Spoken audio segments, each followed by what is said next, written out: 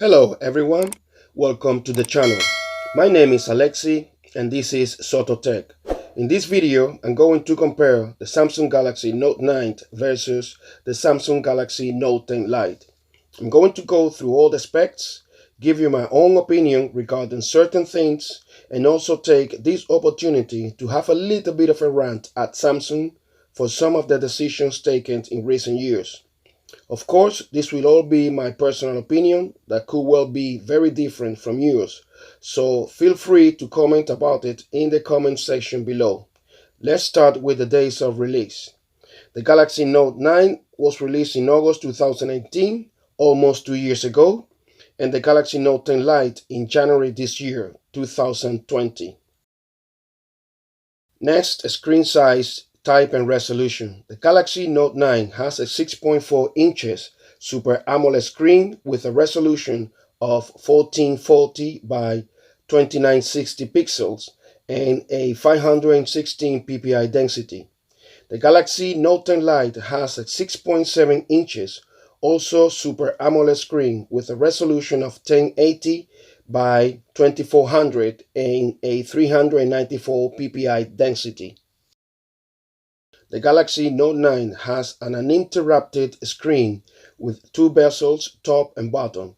On the top bezels, we find the front-facing camera, the iris scanner, face unlock scanner, which combined gives you what Samsung calls the intelligent scanner, which is very fast and reliable. Also, the earpiece. The Galaxy Note 10 Lite has this hole punch for the camera and the face unlock sensor. And here comes my first rant. This hole punch. If you have seen a couple of my previous videos, you already know what I feel about this and that I've never really digested this. For me, this shouldn't exist and it doesn't make any sense. All for this nonsense quest of a bezel-less phone full of compromises that the average consumer doesn't really care about. Once again, yes, I know that this is much worse, but it doesn't make it right. With this, you are compromising the integrity of the screen for no real gains.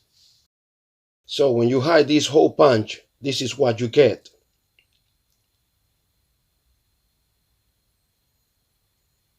A top bezel which is bigger than the top bezel of the Note 9. For me, the hole punch serves no purpose at all. And you can see that, for instance, when searching the web, there is no real gain in terms of screen size. I can basically see more here on the Note 9 with its 6.4 inches than what I can see here with the 6.7 inches. And it is even more noticeable when you go into the website. Let's see. Check this out. I can see. So once again, you can see more here than here. You can see 4 articles here and only 3 here. The same happens when you're watching videos, let's say YouTube. Once again, despite this screen being 6.4 inches, it is actually a little bit bigger than this one, which is 6.7 inches. Even if we zoom in, this one still looks about the same and completely clear and clean, no hole punch. Once again, no real gains. This phone is narrower, so this extra mini gain on this side of the screen with the hole punch doesn't really enhance the viewing experience. The same when watching videos on Netflix. See by yourself and let me know what you think. It is all an illusion and a commercial stunt. That's all.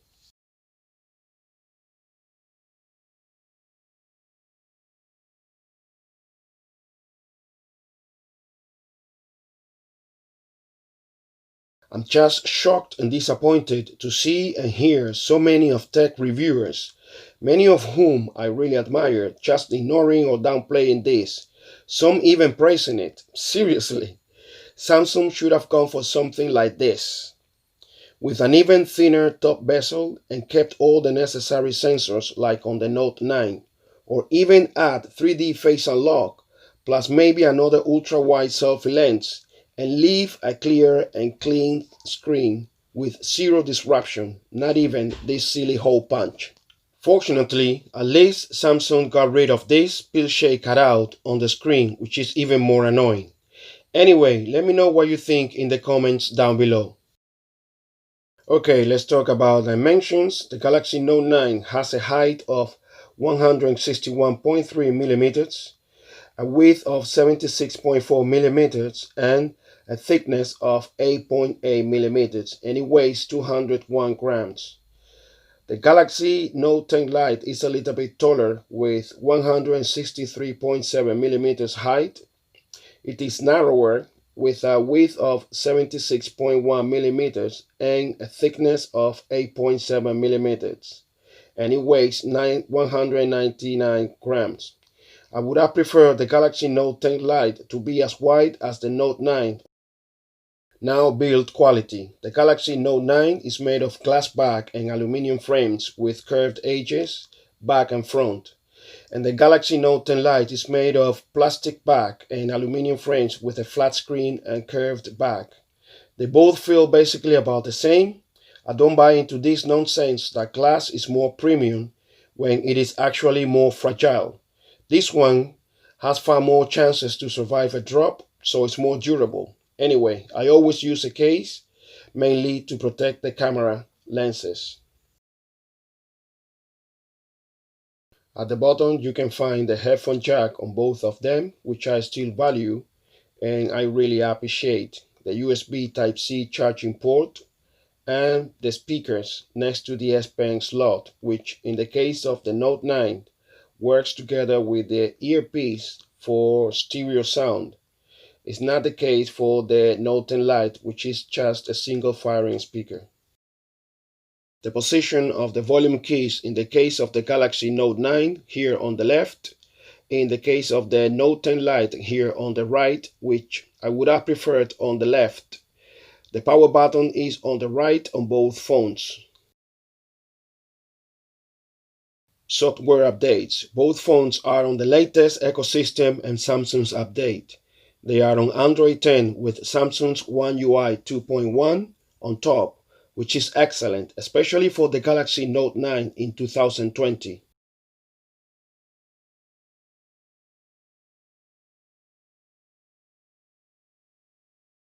IP certification.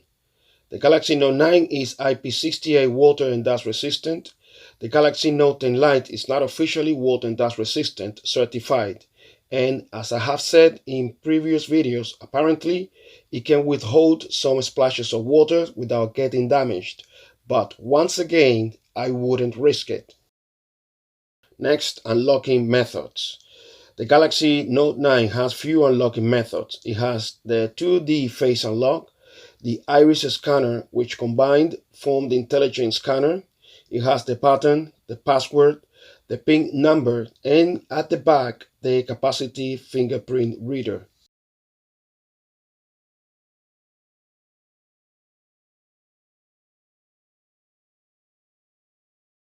In the case of the Galaxy Note 10 Lite, it has the 2D Face ID here in the hole punch.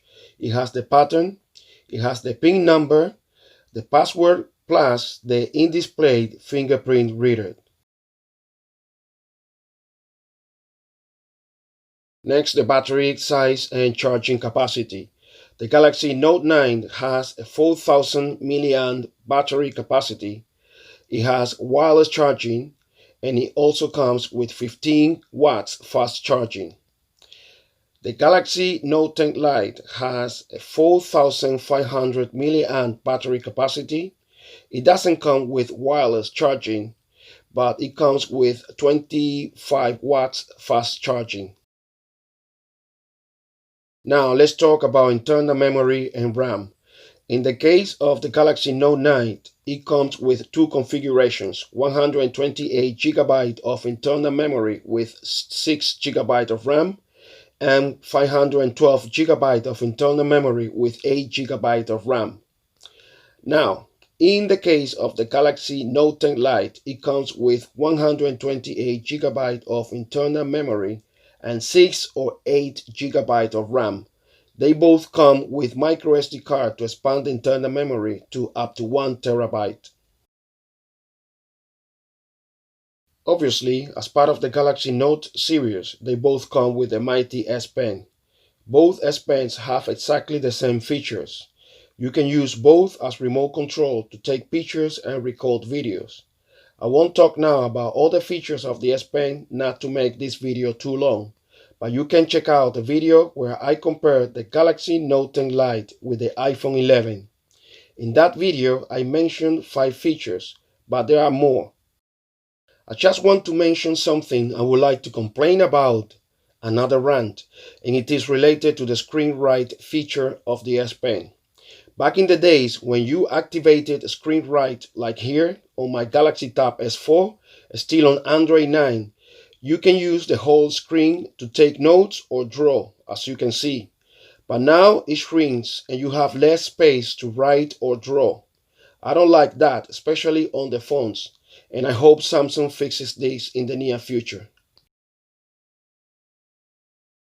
Both phones come with Samsung Pay, which is considered to be the best mobile payment right now. In both cases, you can activate it using the fingerprint reader. In the case of the Note 9 at the back, here with the Note 10 Lite, the in-display fingerprint reader, and also the PIN number.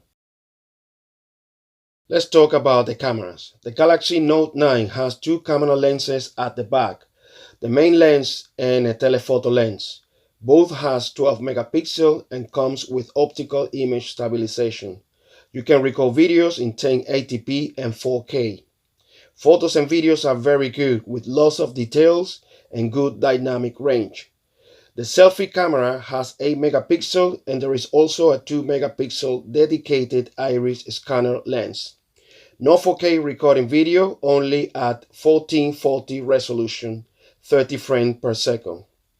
Pictures and videos are also good, just suffering from a little bit of lack of dynamic range and skin over smoothing.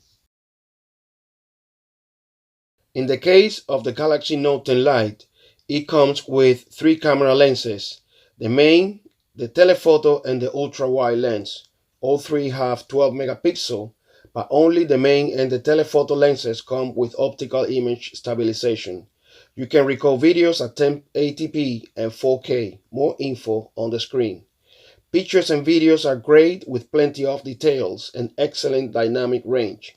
Here are some samples, but you can watch the video of the full camera comparison between both devices.